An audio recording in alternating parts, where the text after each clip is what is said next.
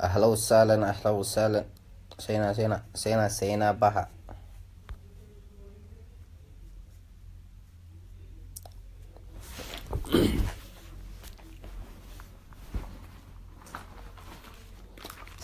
سينا بها.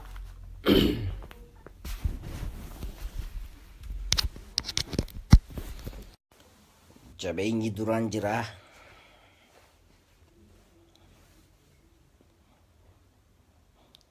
Adawwinis dhaabbate moggaarra. Hunda dhabamsiisuuf falli isaa lubbuu kennuudha carra. Mee seenaa bahaa.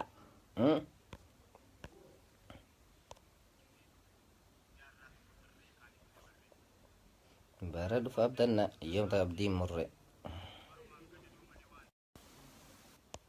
Ijji cunqurfamaa imimmaan hin daarre hiikkifateen boo'u garuu ijjisaan korra turre jireenyan agar nuuf haarayaa miti duris quufneen barre maalummaa jireenyaa erga dhiifnee turre jaarraa tokko tarree kaan itti dabarre bara dhufu abdanna takka abdiin murre barumaan gadadoo malee waan agar ijji cunqurfamaa imimmaan hin daarre hiikkifateen boo'u garuu ijjisaan korra. Beela jedhu aaraa nutti fakkeessu duraan nyaataa turre fuunfannee har'a geenye kan hin duuneef turre jireenyan agar duunees hin dabarre maal kan dur himnaree dubbiin akka lanaa takkaan hun dararre nu waan dhibe addunyaan nuun bare beelaa nu deeguugee bara meeqa ga'ee yoo biyyi hundi iyyu eenyu nu dhaga'e erga namaaf loowwan dhumee biyyee ta'e kunu abbaan irreereef kadhaatti ol ga'e inni kadhatamee dhufee biyya ga'e kaan ijaan hin argu gurrumaan dhaga'e takkaa yoom dabareen hirmaannaa nu ga'e akka jedhanutti nurra dabarfatee biyya biraa ga'e yaa beela hammeenya yeroon kennisiisu aayyoo hoosifattu dhukkubsataa ciisu daa'ima sii hootu harma faan hin ciisu ijoollee xixinnoo kan hin jiruun beeyne naman gaddisiisu ajaa'iba lama dubbii nama dhibu yoo hubatee ilaaleef namni qalbii qabu kunoo biyya keenyaa kan mootummaa qabu kan ummanni isaa waan nyaatanii bulu dhabu asuma ollaa keenya biyyi Somaaliyaa kan mootummaa hin qabne kanaan gofteen teenya kan beelofteen beeyne nuyi biyya bishaan meeqa maddu jidduu teenyee beelaan daguugamnee kadhaadhaan addunyaa hunda waliin geenye kunoo bara sana kana jibbaaf jennee nu yoom irraanfanne sagalee baay'ee gaafa dhaggeeffanne misoomaaf qophaa'aa jennaan dhugaa seene waan qabdan kennadhaa akka lamuun beelofne maqaan saan bareeda waldaa misoomaati jennaan gagammanne misooma erga jalqabame waggaa meeqaatama eessatu misooma biyyoonuma sooma aangoota oomishama siyaasa karooma ummanni waan nyaatu dhabee beelaan dhuma maal maqaan misooma biyyoonuma yooma galaanni gurguddaan biyya keenyaa yaa'u lafaa diddiriiree hadiyyoomee taa'u bilaabuu mittiin kan guutuu beenyaara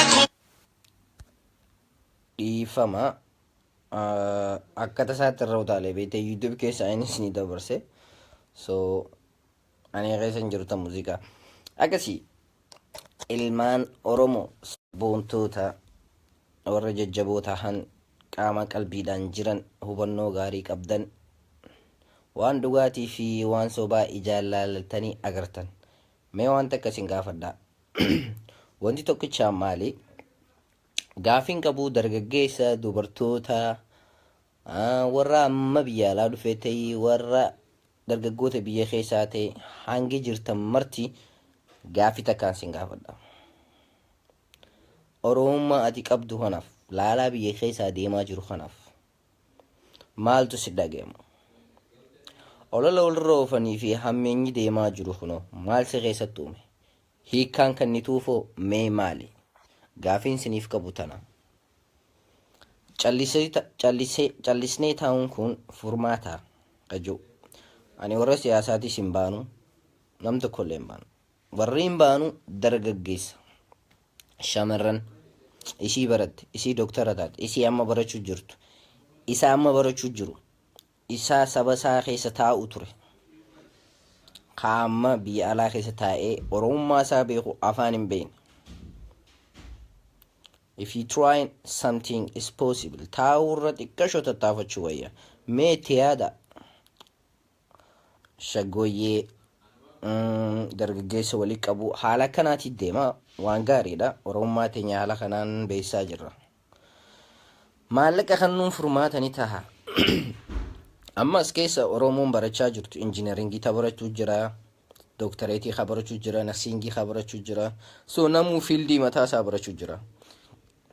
Gizee maqaawwan kana tuttuqu waan birootiif hin deemaa miti. Isin tuttuquudhaaf osoo hin ta'in dargaggeessi Oromoo taatan ka hubannoo qabdan agartee wanta kan abdiin kutinaan jaa olola asirra deemaa jiruuf agartee kaan jibbee kaan jaalatee kaan jabeessee kaan kuffisee kaayyoon keessan ta'uun qabu ilaalchi kee mee adeemsa deemuu kana diriirsuudhaaf haa yaalu. Amma fakkeenyaaf yeroo biyya alaa dhufan waan lama baratan. Wanti lameen dura haareeni ka biyya keessaa dhufe ka biyya ambaa keessaa sun ta'in ka biyya birootirraa dhufe kan biyya Itoophiyaa keessaa dhufe waa'ee gosummaa fi shanyummaan beeku xaliila kana shawjee seena fuudhanii madeessan asumaan innis abbaan iyyatu ollaan dirmataa karaa ganda isaa dabara jechuudha. So namni haala kanaanii summaa deeme jechuudha. Gosummaa fi shanyummaan illee ka uumamaa deemtu namuu moggatti maqu haala kanaanii.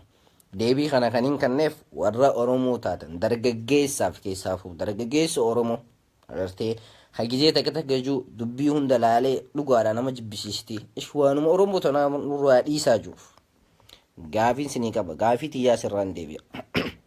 Laalaan sabni kee hamma tahaa jiru rakkoon amma irra gahaa jiru si keessatti yookaan onnee tee keessatti hangam takka gatii qaba, hangam takka si ulfaataa jira, hangam takka si ajjeesaa jira. Kabirootu olola asirra deemaa jiruu fi waljibbiinsi adda addaa uumamaa jiruu fi agartee hayyoota keenya harafaa jiru waliin yaaddoon sirra uumame koomentiin ati qabduufoo maalii jaa. Gaafiin tiyya lameen kanasiif qabadhu taa'in. Karaa furmaataatti adeemnu akka kiyyaatti ani nama siyaasaatii miti. Garuu waan takka takkarraa waan hin danda'urraa mee waan lama dabarfadhu. Wanti lameen an dabarfadhu maal seetan mootummaan Itiyoophiyaa TPLF agartee yeroo amma suuta deemaa jiran kanatti suuta deemaa jiru kanatti qabsoon biyya keessaa farsaa jirti gamoo hundaanuu. Garuu danda'amee immoo xiqqashoollee taatu mootummaan Itoophiyaa girgiraa'ee rifatullee tarkaanfii isaa nu dura jira. Sababiin tarkaanfiin inni nu dura jiruun waraana marsee jira. Gama birootiin immoo marsee qofan teenye gama birootiin waraana biroo fayyadamee maqaa biroo uumee fi keenya dhawaa jira. Gama lamadaatiin immoo afaan kijibaatiin uummata sobuu fi jabaa keenya gama isaa deeffachuudha. Jabaa keenya biyya keessaa kaa'amma OPDO jennuun jechuudha. Agartee adawwiin kan itti fi nuti illee yaamnu. Warri biyya keessaa waan aangoorra jiran waan takka godhuudhaaf dandeettiin qaban. Feenu waamuu haa komannu feenu hin komatin. Dhugaa himan rakkoo isaanii ragaa. Maqaadha OPDO jennee arrabsaa jira. Oromoon gizee inni gama Oromoo baqatee dhiisuu hin jiraattu. Qiyyaan kun jidduu kanarra raafamee dhume. OPDO akkasitti miskiina rabbiiti. Qalamaffaa immoo furmaanni warra biyya keessaatiif akkaataa itti gargaaruu qabnu warri biyya alaa. Maallaqa qofaa miti. Hayyee qawwee binneef waan takka ni erginaa kana ni goonaa jennee gizee abdiirra fayyadnu. Dargaggeessi beekumsa qabu kabaratee jiru agartee dandeettii isaatiin Oromoodhaaf waan takka uumuu hin dadhabu. Agartee yaada tokko jira. Namni keenya yeroo ati amma fakkeenyaaf urjii tanarratti waa tolchee ol ba'uu deemaa barjeeniin saayiba kiyyaaf hime. sabni yabbo ni taphattaasanii ashooftaanaan jaa sammuu qabdu. Akkamit dandeessee gizeen akkana sin jiru like isaan ati akka ati bahuu deemtu son jibbiinsa isaanii qabaatanii miti. Dubbii ati afaan kee keessaa dhufeetu yookaan aadaa nuti keessa guddanne irraa gizeen akkana hojii adeemsi kiyya pooyintiin kiyya ka deemuuf mee obboleeyyan waan takka uuma agartee waan takka godha barnoota keessanii dandeettii sin qabdaniin mee waan takka agartee saba keetiif ni yaada yookaan immoo ni naaduu uumi ta humna qabdu takka ta hin buqqaane takka silaa waan dhugaa takka galmaan ga'uudhaaf rakkoo hedduutu jira. Rakkoo hedduutu mudata. Jabeenyi jiru kana furmaanni immoo biyya keessaa agartee maaliif qeeroon biyya keessaa too liyyuu poolisii jette wayyaaneen baastee fi gadhiistee jirti. Agartee faallaa isaaniititti qeeroon harka lafa jalaati waan takka maangoone waan takka jijjiirte akka maqaa tokkootitti agartee maqaa isaan baasan san amma fakkeenyaaf liyyuu poolisiin wanti isiin gootu waan hamaadha. Asirratti waan hin taane dubbachuudhaaf ni ulfaata. Mee tananiin jeewullee biraa dabaruun maaliif jennaan waan siif kaayame biran ta'anii jan gizeen akkana jiru qeeroo biyya keessaatiif dubbiin tiyyatun dhugaadhaa waan takka godhu garaachaan ciseetiin wanti jaa garuu immoo wanti nan dabarsuu danda'u wanti nan godhuu danda'u hanganaan jabeenya keessan qabsoon teessan isin harka waan takka uumu mee itti yaadi qeeroo biyya mee itti yaadi yeroo ammaa tana keessatti waan takka uumteetis agartee waan kana hiikuudhaaf furmaatatti kennuudhaaf du'u jira ammallee du'aa jiran dhukkubni dhufaa jira loowwan dhumaa jiran agartee maal godhuu sirra jira ka hiikaa tana harkaa qabu jechuudha. Hiikaa tana godhuu danda'u agartee warreen waraana keessa jiranis warri biyya keessa jiranis agartee waraana Oromoo kan ta'e ka jalaa miliquu dadhabeellee ta'u waan takka godhuu hin dadhabu yoo sochii godhe yaadi yeroon si harka jirti. Maaliif jennaan namni tokko osoo laffein osoo dalagin harkachuun ni ulfaata. Yoommoo itti yaadde waan san goote firii siin dhabdu hanga feetellee taatu. Tanaafuu gocha amma mootummaan itti fayyadamaa jiru tooftaan amma mootummaan itti fayyadamaa jiru kana atis fayyadamuun kee hin dadhabdu. Tanaafuu please qeeroo biyyaa itti yaadi yeroo hunda karaan tokko cufaatu karaan tokko bana karaa tokkoon si afaan fajjeessan karaan tokko banaa ta'a. Akkuma mootummaan Itoophiyaan karaa amantiitiin karaa daangaatiin dhufee uummata shororkeessuun kaan shororkeessaa jee qabuudhaan uummata biizii godhu kanatti atis nama waa garagarummaa isaa wajjin hin qabdu yaa qabsaa'aa biyya. Atis nama jijjiirama kana fiduu hin dadhabdu. Abdiin kutatin. Tanaafuu warreen biyya keessa jiranis dargaggoonni please warreen baratee barnoota harkaa qabu warreen qabeenya harkaa qabu walitti kottaa waan takka uuma. Maaliif jennaan addunyaa tana tajijjiiraa jiru ka qabeenya harkaa qabutu addunyaa tana harkaa qaba ka waa uumeetu addunyaa tana harkaa qaba. Mee kara saniitinillee waa fiduu dandeenyu itti yaada. Who minus who? Ayyaanni kiyya hanganuma furmaanii nan jees hanganumaaniin dabarfachuu fedha. Naaf jiraadhaa qeeroon biyya yeroo hunda isiniif dura deema. Gurra gama keenya kanan godhina hanga waan takka isiniif finnee dhufnu harka keenyatti. Warruma biyya alaa tokko agartee gizeen tokko isinin jiru tokkollee maaliif jennaan wanti nuti gochaan sin garsiisnu qofa amana waan nuti afaaniin isinin jennu qofa miti. yaada isinii kanne gaarii fi hamaa isiniitu beeka kamirraa akka fudhattan. Kanaafuu jabeenyi isin harka jira. Namni koomii qabdanis saqiyyaan kun asirraa waanuma siyaasaa haasawaa hojjantan taatanis san rakkoo kiyyaa waan na dhagayameef as bahe. Yoo si dhagayameetis waan takka godhuudhaaf yaalii godhi. Dhukkubaan dhumuu jira. Namni beelarra jira. Rakkoon adda addaa mudachaa jirti. Let's do something. Let's do something we can do. If we don't sleep, let's wake up, guys. Furmaanni yeroo hundaa jireenya mataa isaati. Yoo hiikaan qabaanne ta'e si biratti san si harka jira. Yeroo koomii jala deemnu miti. Koomii fi waan adda addaa of faranjiin uumtee jirti Facebook keessatti. Block maasalaama. Agartee? Qaxaaxaa of asirra blookiidha. Maaliif jennaan yeroon ammaa taqamsooti ta ummata keenya bira dhaabbannu ta ummata keenyaaf wajjin injinu kasaba keenyaaf rakkannu. Agartee? Namni keenya san rakkachaa jira hulaa teenyan seentu jechuu yaadin. Yoo sammuun ta'e ganda keenya irraa fagoodhaa qabsoon tun kan jettu taate daangaa seenaan as seenuun siin oolama. Gaafas maaliif hin useenis si dhufuun keen oolama. Dargaggeessa Oromoo ka biyya alaa jirtan agartee try to do something. Eenyu dandeettii qaba. Dandeettii addunyaa tana hunda agartee Rabbiin kannee jira. Try a little thing. Waan xiqqashoo takka mokkori.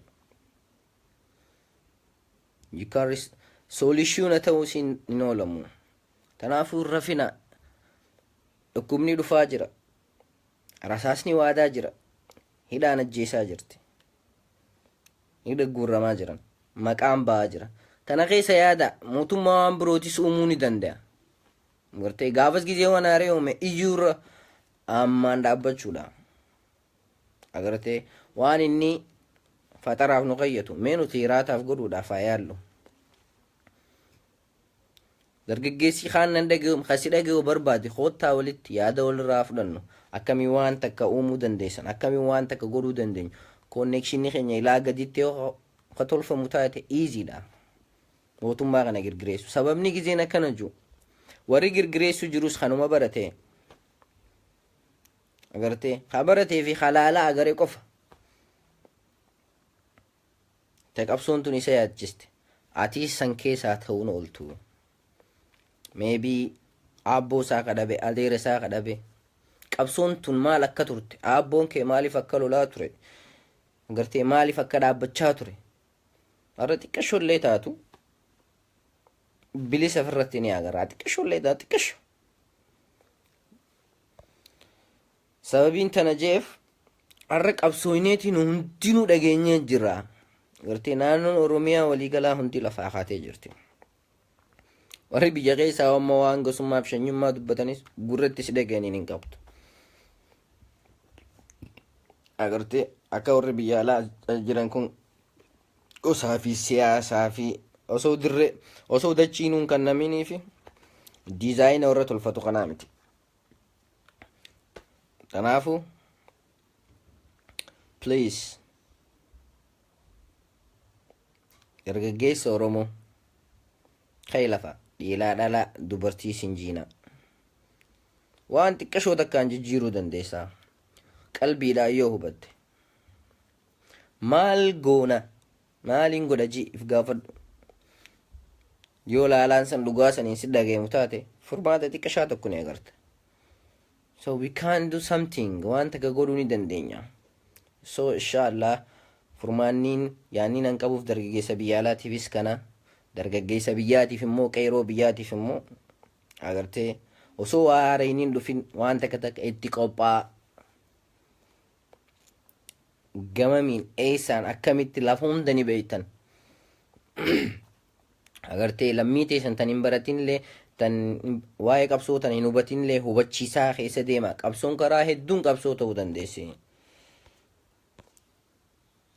Kanaafuu fiin isin harkaa خيلفة الرفين الرميني كيا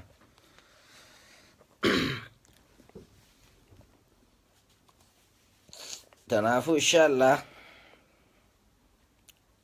أرموني بلسومتي جبادا harkan kannin yoo qannitanii khufta gaafa hireen oftee wayyaaniin mana siin seente mee akkam taata duulli qabsoo keetii yoo kan laaffati taate jamaa taata hireen ammaatii kay tattaafatan yaa leenca mana taa'u goota jaba ilmaan oromoo hundinuu miti abbaa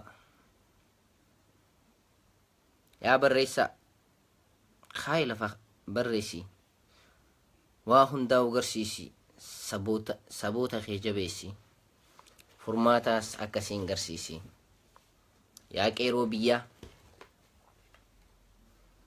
jajjabo oromiyaa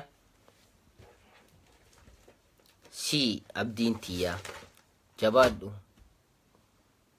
ati jabaa waldaya qeeroo biyya alaa dhiisi alaanala qawlalus qawaljibbus tahuu mala wallaala yaadaa fi furmaatan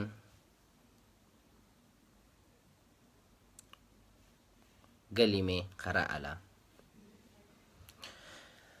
hanganaan isinii dhaamaa jabaadhaa galatoomaa isiniin jaaladhaa السلام عليكم ورحمة الله وبركاته باي